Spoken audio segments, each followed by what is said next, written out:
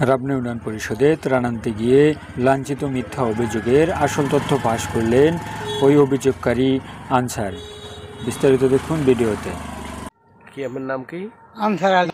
কি খবর? আপনার কি সমস্যা? কি সমস্যা? ওই রিলিফের চাউল দেয়, হ্যাঁ না আনতে গেছি মতো দুলাল দিয়ে আমার ধাক্কাই নামাই দেয়, সারা হসালা তুই আইসো কেন, তোর কি চাউল দিমু, তুই ঘোরা সাথে আইসো মনে নাই?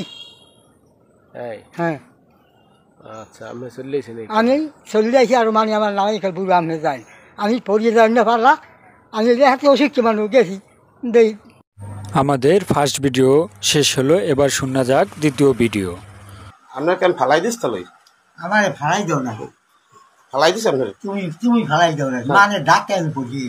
হ্যাঁ, আমি তো আপনার ফালাই দিলে না কম না, একটা কত লাগছে আমার পড়া করে। তা আমার মিথ্যে মামলা করবেন?